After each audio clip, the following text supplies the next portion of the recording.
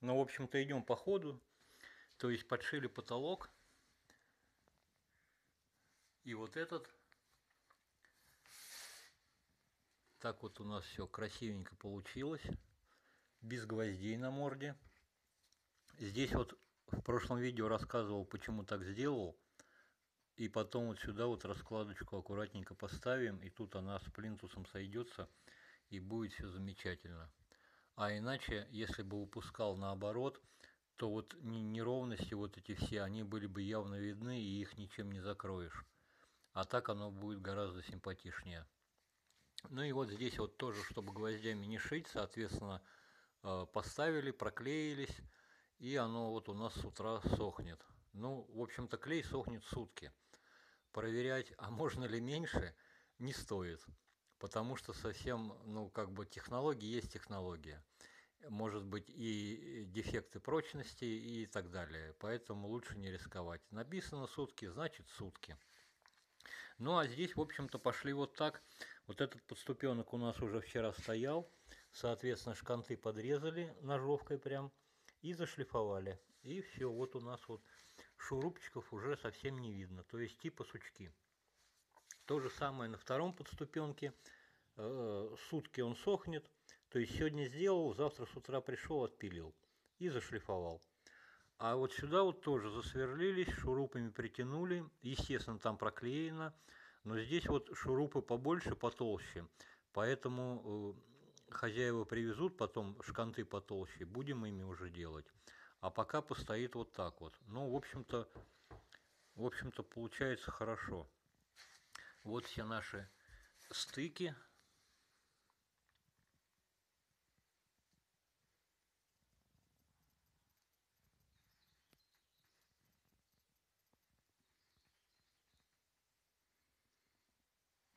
Ну, в общем-то, вот для ручного инструмента, конечно, получилось идеально.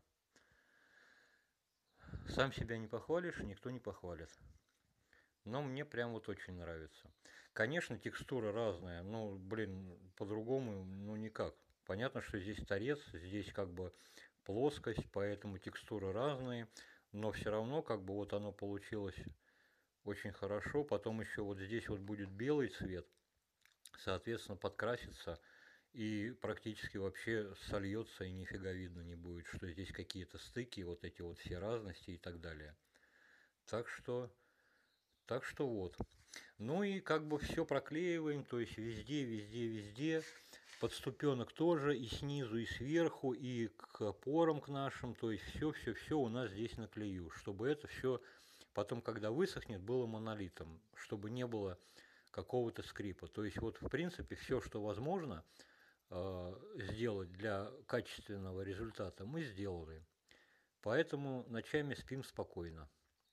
Ну и барабанный эффект, соответственно, тоже э, рассказывал, да, что это такое, но в принципе все знают. То есть сюда стукнул, звук пошел туда, отразился и начинается вот такой вот резонанс. Выход звука туда и сюда. Как убрать барабанный эффект, все прекрасно об этом знают. Что нужно сделать с барабаном? Что-нибудь внутрь напихать.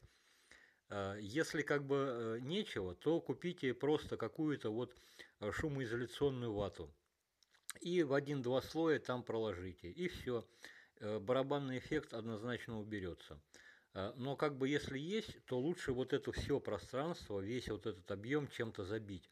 Вот у нас вот обрезки такие, которые с потолка. Я тогда вот, когда их собирал, в том видео рассказывал, что, конечно, жалко, там плевался и так далее, но говорил, что мы это не переживаем, потому что мы знаем, куда нам все это деть. Вот сюда мы это все и дели. То есть закладываем, подрезаем, прям так, чтобы все было плотненько-плотненько, и весь объем вот так вот им выгоняем. И у нас получается, что вот здесь вот внутри у нас такое вот опупенное типа утепление. То есть мы весь объем вот этим утеплителем туда забили. За счет этого никакого барабана уже нету. То есть вот у нас ступенька, она стоит жестко. Вот я по ней стучу, и звук такой глухой. Просто вот как по полу я стучу или по земле.